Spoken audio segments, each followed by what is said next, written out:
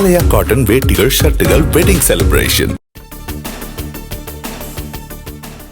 டெல்லியில் நரேந்திர மோடியுடன் சீன வெளியுறவுத்துறை அமைச்சர் வாங் யி சந்திப்பு. எல்லை விவகாரம், இருதரப்பு உறவு உள்ளிட்டவை குறித்து விவாதிக்கப்பட்டதாக தகவல். சிந்து நதிநீர் ஒப்பந்தம் இந்தியாவிற்கு எந்த பலனையும் தரவில்லை என்பதை நேருவே ஒப்புக்கொண்டதாக என்டிஏ கூட்டத்தில் பிரதமர் மோடி பேச்சு. 80% தண்ணீரை பாகிஸ்தானுக்கு வழங்கும் ஒப்பந்தம் இந்திய விவசாயிகளுக்கு எதிரானது என்றும் பிரதமர் விமர்சித்ததாக தகவல். ஜிஎஸ்டி தொடர்பாக டெல்லியில் மாநில நிதி அமைச்சர்களுடன் நாளை ஆலோசனை நடத்துகிறார் மத்திய அமைச்சர் நிர்மலா சீதாராமன். ஜிஎஸ்டி வரி அடுக்குகளை 2ஆக குறைக்க மத்திய அரசு திட்டமிடுவதாக கூறப்படும் நிலையில் முக்கிய ஆலோசனை. விவசாயிகள் நீர்ப்பாசனத்திற்கு பயன்படுத்தும் உபகரணங்களுக்கான ஜிஎஸ்டி வரியை நீக்க மத்திய அரசு திட்டமிட்டுள்ளதாக தகவல். மிதிவண்டிகளுக்கான வரி வரம்பு 12% இருந்து 5% மாற வாய்ப்பு. நாடாளுமன்ற வளாகத்தில் தேசிய ஜனநாயக கூட்டணியின் நாடாளுமன்ற குழு கூட்டம். துணை ஜனாதிபதி தேர்தல் வேட்பாளராக அறிவிக்கப்பட்டுள்ள சிபி ராதாகிருஷ்ணனை பிரதமர் மோடி அறிமுகம் செய்து வைத்தார். இந்தியா கூட்டணியின் துணை ஜனாதிபதி வேட்பாளராக உச்சநீதிமன்ற முன்னாள் நீதிபதி சுதர்சன் ரெட்டி அறிவிப்பு. தேசிய ஜனநாயக கூட்டணியின் சிபி ராதாகிருஷ்ணனை எதிர்த்து போட்டியிடுகிறார். முன்னாள் படை வீரர்கள் தொழில் தொடங்க உதவும் முதல்வரின் காக்கும் கரங்கள் திட்டத்தை துவக்கி வைத்தார் முதலமைச்சர் மு க ஸ்டாலின். டிஎன்பிஎஸ்சி மூலம் பல்வேறு துறைகளுக்கு தேர்வானவர்களுக்கு பணி நியமன ஆணைகளையும் வழங்கினார். மக்களை காப்போம், தமிழகத்தை மீட்போம் சுற்றுப்பயணத்தின் ஒரு பகுதியாக வேலூர் காட்பாடியில் எடப்பாடி பழனிசாமி பிரச்சாரம். யார் வந்தாலும் எடப்பாடி தொகுதியில் தன்னை தோற்கடிக்க முடியாது என கம்யூனிஸ்ட் கட்சியின் முத்தரசனுக்கு பதிலடி.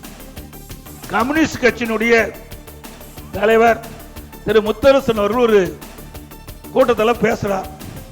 எடப்பாடி பழனிசாமி 2026 சட்டமன்ற தேர்தலில் நீங்கள் போட்டியிடுகின்ற சொந்த தொகுதியில் தோற்கடிக்கப்படணும். அப்பாவே வந்தாலும் முடியாது. திரு முத்தரசன் அவர்களே, 2021 சட்டமன்ற பொது தேர்தல் திமுக தலைமையில் தான் நீங்க கூட்டணி அங்க வச்சீங்க. அப்பவே சேலம் மாவட்டத்தில் 11 தொகுதியில் 10 தொகுதி நாங்கள் வெற்றி காட்டினோம்.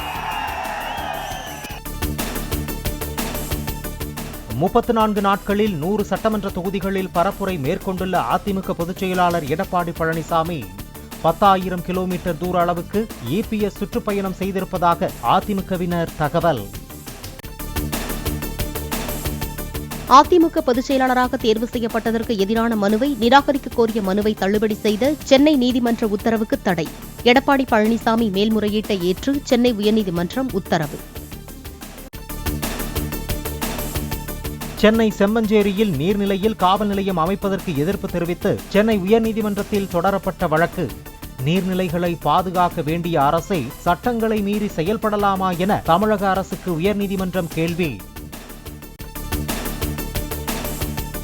செங்கல்பட்டு அருகே தீவிரவாத தடுப்பு போலீசாரால் கைது செய்யப்பட்ட பீகார் நபர் லஷ்கர்-இ-தொய்பா அமைப்பைச் சேர்ந்தவர். காவலில் எடுத்து என்ஐஏ அதிகாரிகள் நடத்திய விசாரணையில் அதிர்ச்சி தகவல்.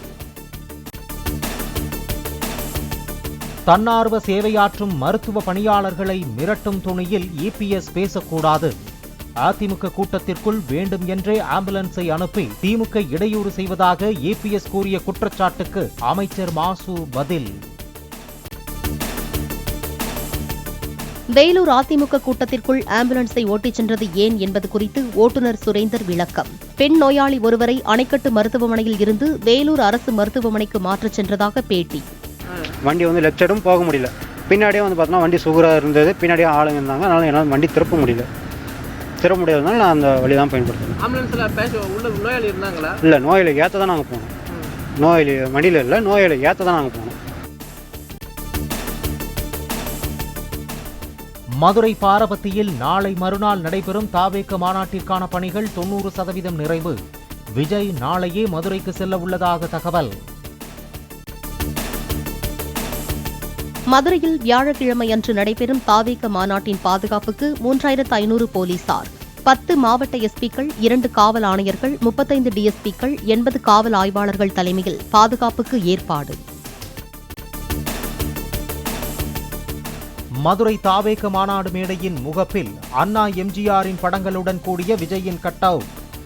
வரலாறு திரும்புகிறது என்ற வாசகத்துடன் கட்டவுட்டை வைத்த தாவேகவினர். மதுரை மாநகராட்சியில் கடந்த 15 ஆண்டுகளாக சொத்து வரி முறைகேடு நடந்துள்ளதாக உயர்நீதிமன்ற மதுரை அமர்வில் தமிழக அரசு தகவல். விதிகளை மீறி குறைக்கப்பட்ட வரியில் தற்போது வரை 2 கோடி ரூபாய் வசூலிக்கப்பட்டுள்ளதாகவும் 17 பேர் கைது செய்யப்பட்டுள்ளதாகவும் விளக்கம். திருத்தணி அருகே PR பள்ளி கிராமத்தில் தொண்டையில் மாத்திரை சிக்கி 4.5 வயது ஆண் குழந்தை உயிரிழப்பு. பாதி மாத்திரை சுவாச குழாயில் சிக்கி குழந்தை உயிரிழந்த நிலையில் பெற்றோர் உறவினர்கள் கதறல். கோயில் நிதியிலிருந்து திருமண மண்டபங்கள் கட்டுவதற்கு இந்து சமய அறநிலையத்துறை பிறப்பித்த அரசாணை ரத்து. கோயில் நிதியை கோயிலின் பயன்பாட்டுக்கு மட்டுமே பயன்படுத்த வேண்டும் என்று விதிகள் உள்ளதாக கூறி உயர்நீதிமன்ற மதுரை அமர்வு உத்தரவு. டெல்லியில் மத்திய நிதியமைச்சர் நிர்மலா சீதாராமனுடன் தமிழக நிதியமைச்சர் தங்கம் தென்னரசு திமுக MP கனிமொழி சந்திப்பு. நிலுவையில் உள்ள நபார்டு நிதியை வழங்க வலியுறுத்தி முதலமைச்சர் மு.க.ஸ்டாலின் எழுதிய கடிதத்தை வழங்கினார். பீகாரில் வாக்காளர் உரிமை யாத்திரையின் போது ராகுல்காந்தி பயணித்த ஜீப்பின் சக்கரங்கள் பாதங்களில் ஏறி இறங்கியதில் காவலர் காயம். இது வாக்காளர் உரிமை யாத்திரை அல்ல, மக்களை நசுக்கும் யாத்திரை என பாஜக செய்தி தொடர்பாளர் ஷெக்சாத் பூனவல்லா விமர்சனம். ஆசிய கோப்பை கிரிக்கெட் தொடருக்கான 15 பேர் கொண்ட இந்திய அணி அறிவிப்பு. சூரியகுமார் யாதவ் தலைமையிலான அணியில் சுப்மன் கில், பும்ரா, வருண் சக்கரவர்த்தி உள்ளிட்டோர் இடம் பிடித்துள்ளனர். ஆலயா காட்டன் வேட்டிகள் ஷர்ட்டுகள் வெட்டிங் செலிப்ரேஷன். பிளே ஸ்டோர் மற்றும் ஆப் ஸ்டோரில் இருந்து பாலிமர் செயலியை QR கோடு மூலம் பதிவிறக்கம் செய்யுங்கள். செய்திகளை உடனுக்குடன் பெறுங்கள்.